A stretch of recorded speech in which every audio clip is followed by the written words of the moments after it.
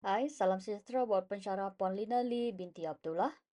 Saya Lovina Dora anak Cili merupakan pelajar semester 8, ID number 9001071355240001 dan merupakan pelajar OUM Cawangan Sarawak.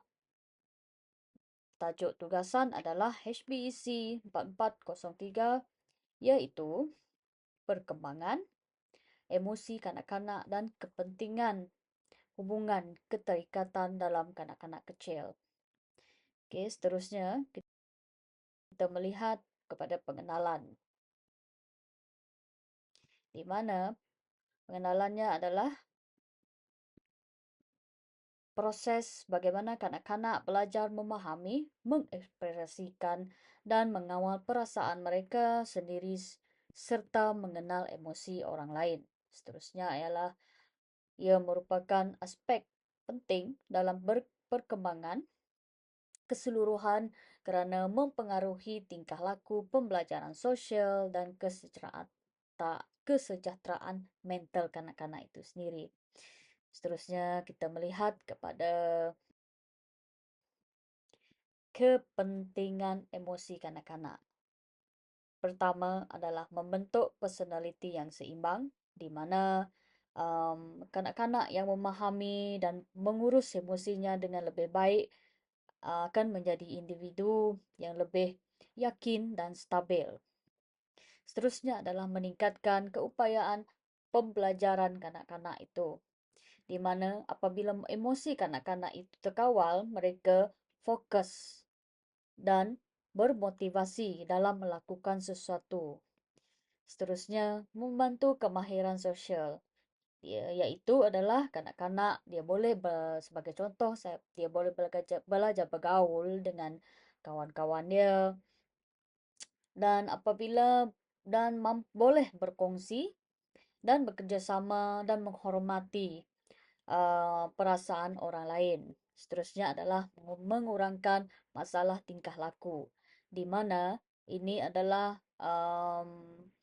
di mana kanak-kanak yang mempunyai emosi yang baik, mereka berkelakuan baik dan tidak sekali mempunyai perangai yang lebih agresif, melawan cakap dan mengalami tekanan mental.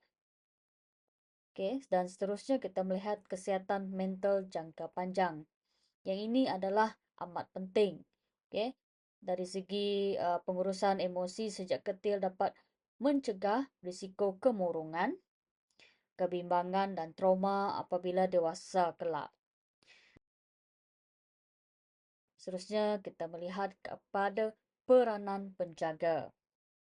Okey, apakah peranan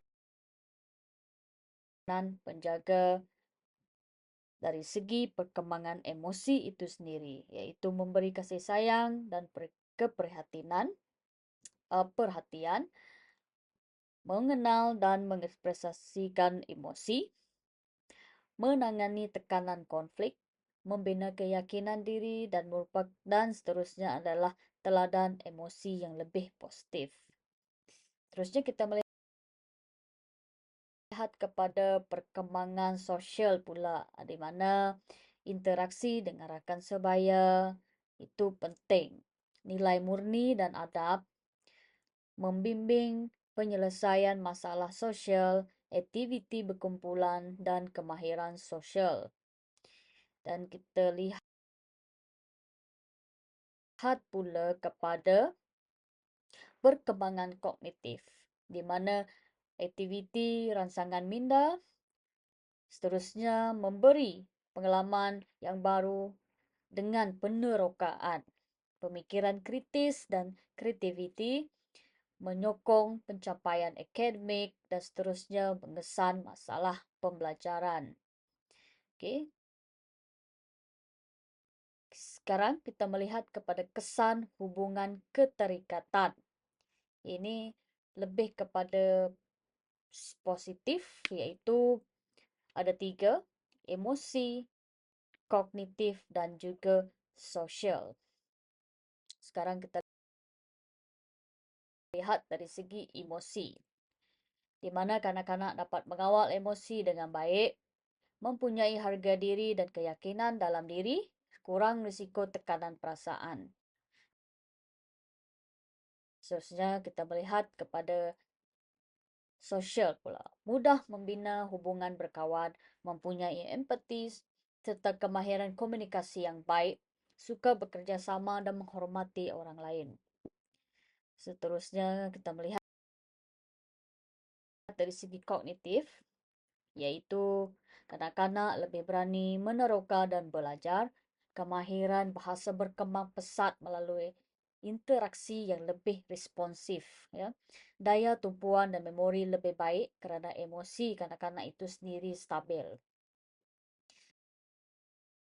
Seterusnya kita melihat kepada kesan negatif akibat hubungan keterikatannya lemah.